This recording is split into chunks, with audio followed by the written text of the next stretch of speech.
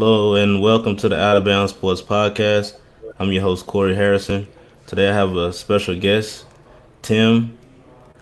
How you doing, man? How you doing? I'm good. Thanks for having me, bro. I've been wanting to get on your podcast for a while.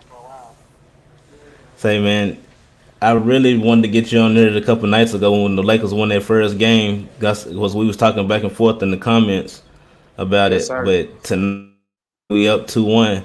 So, what are your thoughts and your main takeaways from tonight's game? Well, I actually missed the first half because I was at work, but from what I see from the second half, LeBron was aggressive, and I feel like we need that. Like I feel like he's doing a good job of sensing when to take over and when to not, like when to be passive. And people bash him for that, but I'm like, if he's getting 17 assists and we win, I mean, what's the problem? I agree with you on that because if you understand the concept of basketball, if he's impacting the game in other ways and you still get the win, I think you don't want to have him in the game and he has the ball too much in his hand and it takes the ball out of other people's hands hot. But I did see something. I like what you said on Facebook about having Rondo back would allow him to be off the ball. I do totally agree with you on that. Help save a lot of more energy. Yeah, I always have like LeBron this season for some reason. I just like when he's a little bit more aggressive. I like for how he looks in the offense off the ball. Actually, I mean he's good. I mean we know that Hmm. his best attribute is passing, but in these playoffs against the Trailblazers, scoring is going to be key and locking down on defense on their backcourt that they have. And I really want them to have another playmaker so LeBron can play more off the ball because we see what he can do. I mean, even though he's in the 17th season, and people he's washed, he's 34, 35 years old, but he still can do it. But nobody can hold him when he's driving in the lane. I mean, you either gonna have to foul him or you just gonna have to give up that bucket. Yeah, yeah. You let him and Giannis. I say you let them get a full head of steam. It's over with. Full head of steam going to the basket. You're not stopping LeBron. Right, right. So we did kind of talk a little bit about Danny Green's struggles. We talked to, I've talked to a lot of different people. What is his deal? I feel like we brought him in to be a 3 and D guy. Well, the threes are not falling. I don't really think he's even before the Corona break. I don't really remember him really just having a standout game besides opening night against the Clippers when he went off. Yeah, that first game, I think he hit him up for 28, but he hasn't done anything since then. Mm.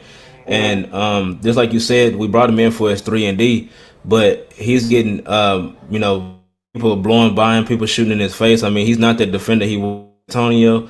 And for me, just looking at it from afar, it doesn't look like he understands how to play without Kawhi. True. Yeah. Yeah. Exactly. Yes. Because I'm like, he's not looking like he looked in Toronto or San Antonio. He's looking like he's just one of the regular guys out there running around, and he's getting good And looks. That's the other thing. He's not shots. just getting good looks. I mean, you got to take those, but they're just not falling. Like even the layup. I saw one comment that you made about the layup, and it was like, man, like oh my god, because I mean, I feel like in the NBA and they make it pay for this. I think I could have made that layup. Yes, and it makes me mad because I think we had just got like 2 buckets in a row, and with that fast break, we could have kind of pushed the lead. And he comes and does some throwed off left hand layup. Yeah, he blowed that layup. I feel like every opportunity like that we need. I think we went up by like we had like 2 buckets straight, and that would have kind of gave us a little better lead. We need that. Yeah, that definitely would have helped boost up that scoring because we was needing that push. So in 31 minutes, he scored 8 points. He was 3 of 8. A little over 37% from the field, and 2 or 4 from threes. That's about 50%. We got the win, but we definitely could have used a little bit more of his contribution, especially if 1 minutes a game. Yes. And I don't know. I don't really see if he's not really helping us on the offensive end. What is he doing on defense? Because I see McCollum just going to the basket. Well, you know those guys, him and Dame are gonna get their, but you can't. The thing about them two, one of them you gonna allow them to get just get it, but you can't have both of them go off at the same time. At the You same gonna, I time. mean, you just gonna lose. You gonna have to get one of them. You can't have both of them going off at the same time, and that's what was going on. You say you missed the first half. The first half it was just back and forth. Them two just going off, and I was like, oh man, here goes another one of those games. AD was struggling at the front. He wasn't really chipping in. LeBron was being aggressive, but he wasn't getting no contribution before, around the other guys, and it just looked like it was just going to be bad. But for some reason, coming out of halftime break, they turned it around. They started locking up on defense. LeBron was still remaining aggressive. Then AD started up, and then you start getting production from the other guys too. But they're gonna have to basically, when they get a lead, they're gonna have to basically stand on their neck. They're gonna have to basically keep on shooting, and hopefully that AD remembers that he's the NBA all 4 quarters. No, yeah. I was curious to ask you, why do you think he's struggling at the free throw line? Because we all know the regular season and all through this, he's been our best free throw shooter percentage wise. Well, AD hasn't never really been in these lights like this. He's a Los Angeles Laker now. I mean, the pressure and the anticipation of them winning this championship is really really high. You know, losing Kobe at the beginning of the season really shifted the focus, Good or and bad. not a lot of people are talking about that in stream media. It's a lot of guys like me and you really talking about it because we've been Laker fans for a long time. But Hmm. this championship is gonna mean a lot more if they can seal this deal this year with the title because of what we went through by losing the legendary Kobe Bryant at the beginning of the year. I totally agree. I totally agree. I feel like any other time he's made the playoffs, yeah, he was there, but he wasn't expected to do nothing. But now that he's there, he's expected is championship or buzz. Do it for Kobe. You got LeBron. Now with so much more pressure on him that he actually has to perform.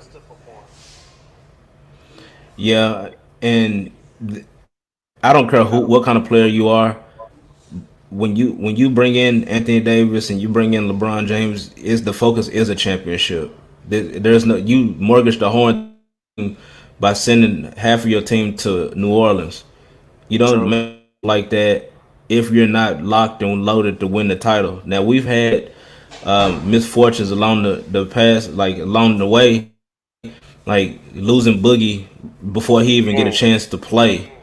That right there hurts. We that got hurt. Marquise Morris, but it really, getting Marquise Morris. I mean, I really kind of wanted to see what Boogie was gonna be able to do. I mean, if we was gonna make a move like that, I mean, I would just rather just had Boogie just kind of rehab and try to get him back. But now we lost him completely. I don't know if they got like some kind of side deal to kind of bring him back in the off season because he was working out in their facility for a little bit even after being cut. But I still don't. I mean, Marcus Morris, he's okay, but he's just not what what I thought he was probably gonna be. I rather got Marcus. Marcus is a little bit better than Markeith Yeah, is. he's dropping buckets for the Clippers right now. Man, he locking up Luca good, man. Like I was looking at how he was. I mean, Luca gonna get his, but he doing a good job on defending Luca. Getting in their head and everything. Oh yeah. Now, if did you watch the game yesterday? Yes, sir. So I guess when I watched the game, Luca is good, but it's so easy to get in his head. Like it's so pushing him around a little bit. Porzingis the same way. I mean, like you can't have that. Like I like how they responded to they ain't letting nobody push them around. They basically say, "Nah, you're not gonna push me around." Like, but it's taking them completely out of the game. Yeah. And then I was talking to my homeboy. You got Luca and KP with that dog trying to bark back. But over here in the Clippers, they got a whole team full of dogs. Like so, all they Yeah, try to do is get those two dogs out of their game, and it's over with. I really hope that they can seal the deal by getting there. I mean, I know it's a long, like a stretch for me to say this, and I cannot stand either team, but I don't like the Clippers just as much more. I don't know. Yeah, What are your thoughts on the Clippers? I hate them, bro. I hate them. One, one, I hate them because Paul George went there, and Paul George has always been my one of my favorite because I always felt like he was a protege of Kobe.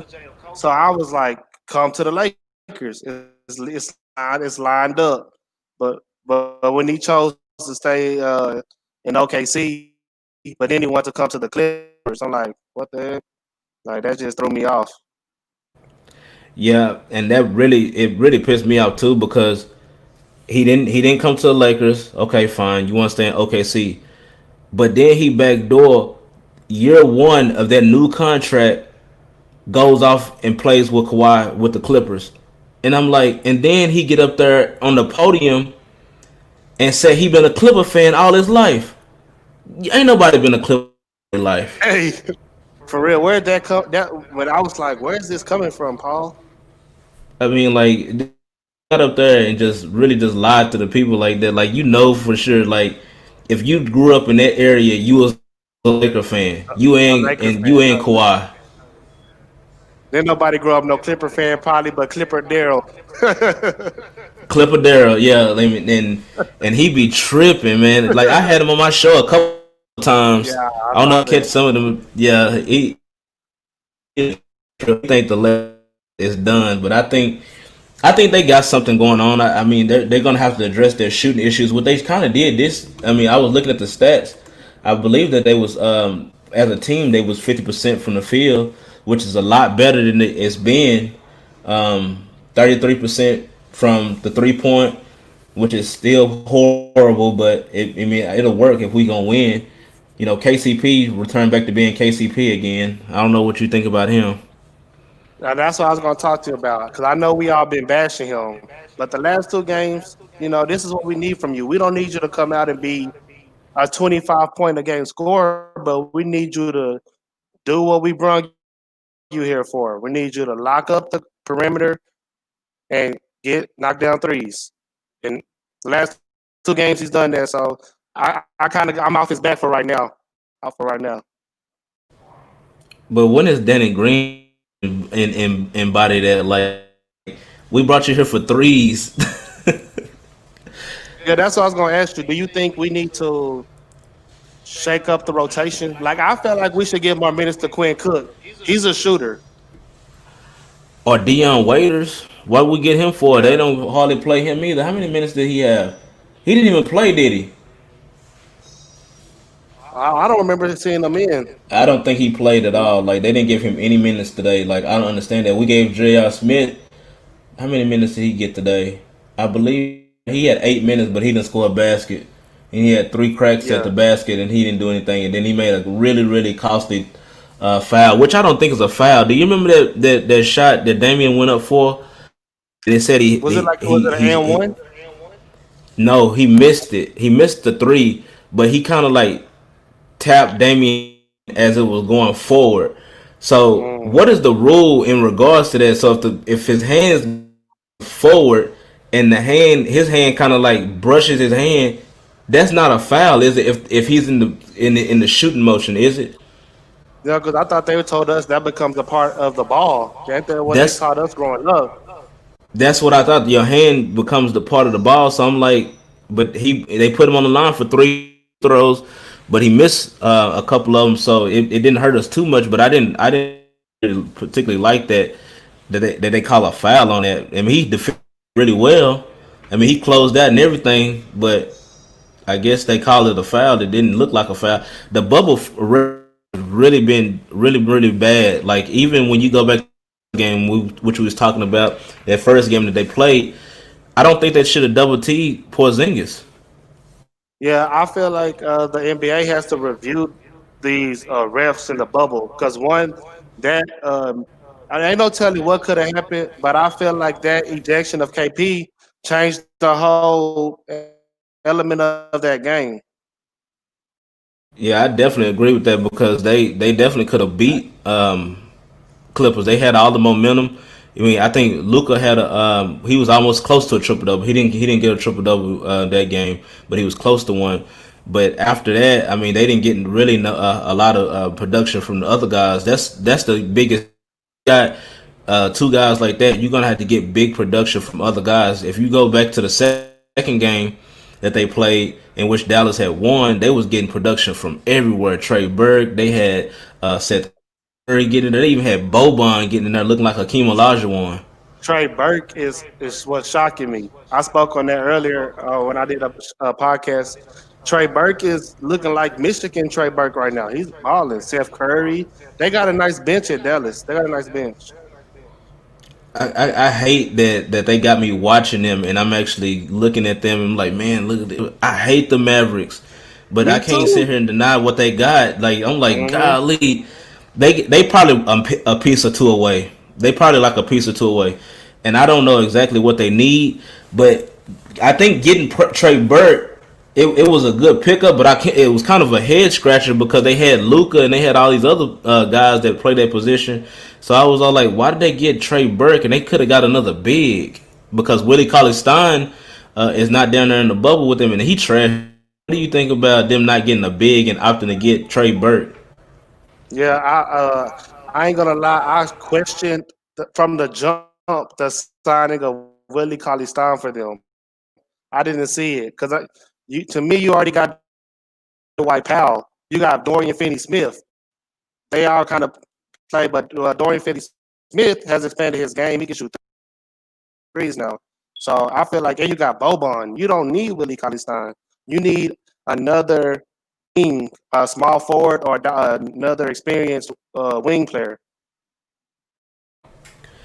Yeah, I agree with you on that, but you touched on something about Boban. What do you think his? He don't play a whole lot of minutes, and he's extremely slow. But when he gets in there, he sets those picks, and those guys get Yeah. open, and he's 7'4". So what do you think about him and his impact when he once he enters the game? And what another thing? What do you think about them playing? Because him and Porzingis, they almost like what they do is when Porzingis goes out, they put Boban in. What do you think about them having them on the court at the same time? That'll be. I feel like that'll be a nice move because where if you can have KP spacing the floor and you still got Boban, you still got your boards. So you still pretty. And then they both 7 footers. You can protect the paint on defense, and in offense, it's like pick your poison. You got if you got Luca running a pick and roll with Boban on the right side, you got KP on the left side. What you gonna do? Yeah. So what do you think about Dallas's chances moving forward? Do you think they can actually? I feel like, and this is not just me hating the Clippers. I feel like they actually can beat the Clippers if they are just on like on go. Like if they got their shots falling, everybody's playing with their energy like they played with in game two. I feel like they can beat them. Yeah, I think so too. But they gonna have to really, get with Luca, and Luca's been a professional basketball player since he was a teenager. So you can tell that he has a poise and he has an energy for this type of high stakes basketball. But I didn't know that he goes off the rails like that mentally, like his game. I did when we played them. I think the last game before the NBA shut down, not in the bubble, but we was getting into his head and we was playing physical with him. And I don't know if you remember, but he actually ripped out of his jersey, I remember that. Hmm. and that's when it started putting my mind on that he is you're able to get into his head really quickly. Like you can take him out the game by getting his head and playing physical with him. He doesn't like that. Yeah, I didn't really notice that recently watching this series. Cause I didn't know KP had that in him. Cause I guess I never watched the Knicks really, and I haven't really watched the Mavericks unless we're playing them. I didn't know neither one of them were like that. Funny thing is, KP wasn't like that until he got here. Mm. That's the thing. People used to push him around all the time. So I don't know if it's some kind of thing that him and Luca is in, like, or this is something Carlisle is speaking to them, because European players are traditionally soft anyway. Like they don't Facts. have a backbone. Like they score a whole lot of points, but they're liability, and they don't have that dog in them. Yeah. The I only don't know. person, go ahead. No, I was just saying like I feel like they need to compete with a team like the Clippers, but you should know how to hone it so it don't take you out of your game. Like you have to have that. Like I feel like the Lakers when we playing soft or playing finesse, we're not going to beat the Clippers. But when we're playing physical like we did on opening night of the restart, and we have our bigs banging, LeBron's not just shooting threes; he's driving. When we're playing their game, I feel like we're way better and we can beat them. Yeah, I definitely agree with you on that. But right now, we really need to focus on closing out this series with the Blazers. So, do you think that we can go ahead and win the next two games to go ahead and close them out, or do you think Portland can actually sneak in and steal another game? Well, I think we found. I think we found something now. I think we got it. I think we can go ahead and close them out. I'm just looking at this next round, wondering. Well, I thought it was going to be a sweep, but they lost today. So I'm looking at Houston, most likely, who will be playing, but who knows? The only thing about Houston, they have a unique style of basketball, which is very strange to me how they play.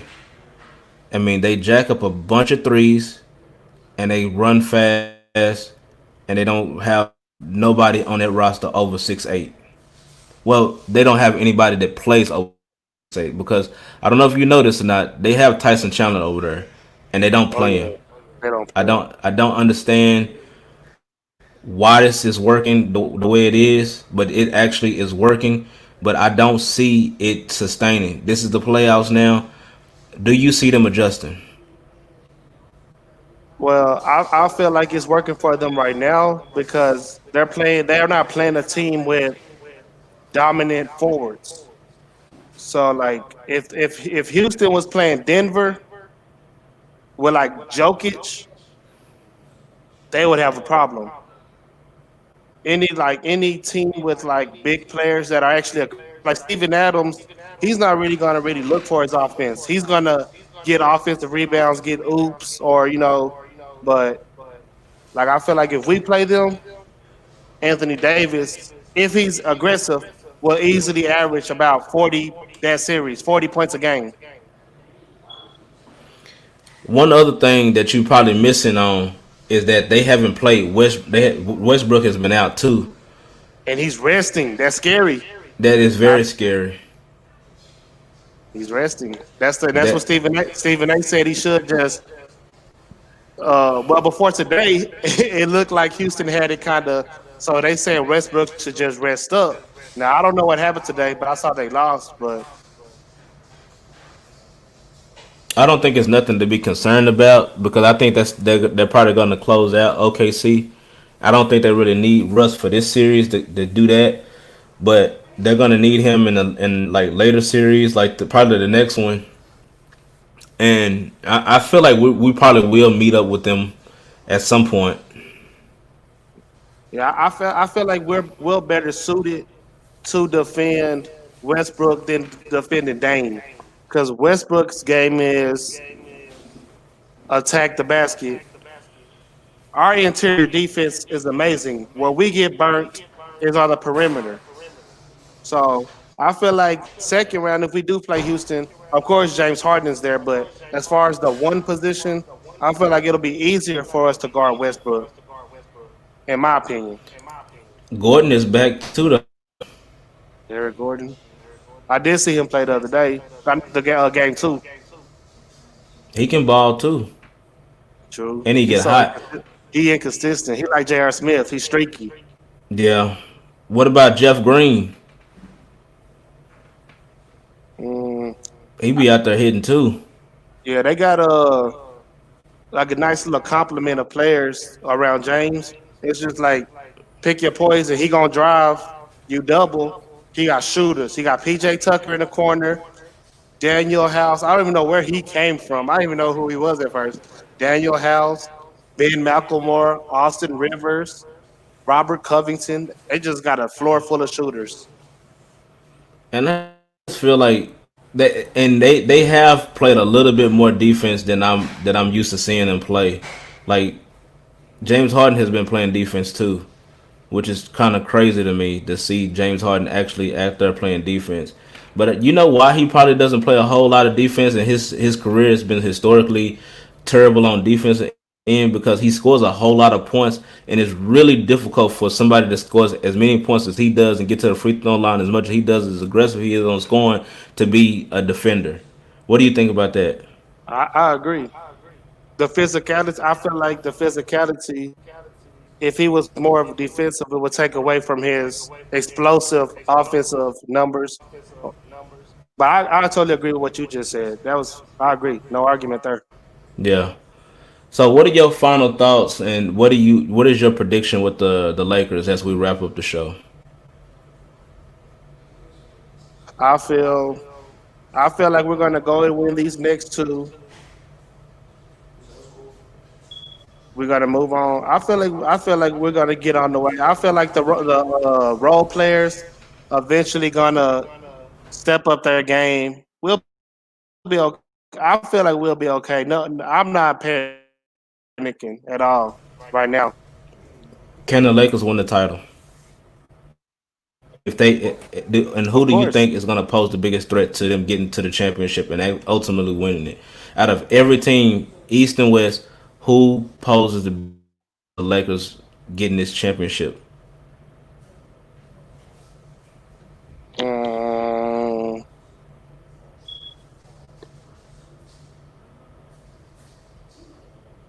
of course, we're gonna go Clippers, and I think I don't know if they will get to the finals, but the way they play, as we saw what they did to us in the seeding games, Toronto will frustrate the hell out of the Lakers. I was about to say that. I was wondering if you were gonna say it too, because I think that Toronto can beat the Bucks. But I think Boston might win the East. That's just me. I maybe. I would welcome that too, but I don't know. I have to see a little bit more. I don't really pay close attention to Boston. I've seen them, a couple times, a few times, but I really haven't really been taking them serious. I only two teams in the East that I've been kind of looking at is the Bucks and Toronto, because the reason why I say Toronto, and a lot of people is not really thinking that Toronto do anything, and they think that they championship that they won last year was a fluke, which it is a little bit, because they beat the Warriors that wasn't the Warriors, because they True. only had Steph Curry out there. They had a lot of injuries out there. KD only came in there for 11 minutes in one of those games, and he was cooking them. And if KD played that whole entire series, the Toronto Raptors wouldn't even be champions No, right it now. would have been You a already totally know different story. it'd have been a different story. So, but this year, we kind of thought that losing Kawhi Leonard, they was gonna be dead in the water, and a lot of times when you have a superstar of that caliber, the team is not going to be that good. Look at LeBron James; they was going and competing for championships back to back to back, and then as soon as he leave, they in the lottery again. But but Toronto got a better record than they did last year, Which is and crazy. it is crazy, but that goes to how well their coach. Their coach just won Coach of the Year today. That Nick Nurse, yeah, true. They all play their role. You don't have a superstar player on that team. And they're Everybody know all what on they one supposed to do. accord. Everybody, they know what they represent. They have a chip on their shoulder. They know people are not really looking at them to repeat as champions. A lot of people don't even think they should be champions, and they play with that chip on their shoulder. Kyle Lowry used to be trash to me, and in a way, he still kind of is, but he's been balling. He plays Yeah, defense. I mean, I really didn't think he's that he one. was gonna actually emerge as anything. Yeah, I agree. I always thought he was trash too. But I mean, they all have bought into Nick Nurse's system. They all play together, and they believe that they actually can be champions once again and defend this title. And I think that they do pose a threat because you got Pascal Siakam that pretty much stepped into Kawhi's role Basically, and and basically they backfilled it with that. I'm not saying he's a player as that same type of caliber player, but he works in that system the same. And then you backfill what he represented last year in the playoffs with OG Anunoby. He balls too. They didn't have him last year, but they got him this year. And I think that they pose a big threat to the Eastern Conference. You can't leave them out. Now I'm gonna yes. probably pay a little bit more close attention to Boston since you mentioned Boston because I really ain't been paying attention to Boston because I don't know they kind of like up in the earth with me. I mean I Mm. haven't really watched them. I can't really give you a good analysis on their style of basketball or who they are. I know they got a good coach. I know that when a few seasons back when they was got to the Eastern Conference Final with Cleveland and they almost beat them without Kyrie and then turn around and insert Kyrie and then they was not the same team and then he's out and they end up getting what's the guy from Charlotte Kimba um Walker. Kemba Walker, which I like him but he ain't no Kyrie. But the only thing about him is that he's a better teammate than Kyrie. So that's what makes it work. Yeah, and they're all. If when you watch them, it seems like they're all more connected than they were when Kyrie was there. Yeah, yeah. They actually play like they like each other. Now they do, yeah. Yeah. So man, I want to thank you for coming on to the show, man, and it's an honor to have another Laker fan Oh yeah, on the most show. definitely. I failed to mention that you had a podcast too at the beginning. This time on the show, I kind of want you to come and tell people about your podcast so we can go check it out. Oh yeah, Tales from the Neighborhood. It's me and my bro Timo. We started a podcast. We just shot another one today. We only got 4 episodes so far, so we not on Corey level yet, but we trying to get there. Yeah, yeah, man. Like send me the link sometimes, and I definitely get on there and talk some sports or whatever y'all want to talk about. How can we find this show? Where is it? Where is it? As on all the streaming platforms? We haven't got there yet. So far, just YouTube. But we're trying to look into. Like I said, we're just cooking it up. So we're just having fun with it right now, trying to get it going. Like I said, we not on your level yet, bro. We not on your level yet. Yeah, yeah. Whenever y'all start, getting everything together, and y'all, if y'all need some help with anything, just Oh glad to yeah, help. And maybe we can collab on some things and kind of talk some sports topics or any other topics to kind of do like a collaboration or something. oh yeah, most definitely. That's definitely can happen. All right, man. We got Tim, and I thank you again, and we out. Lake show. Lakers.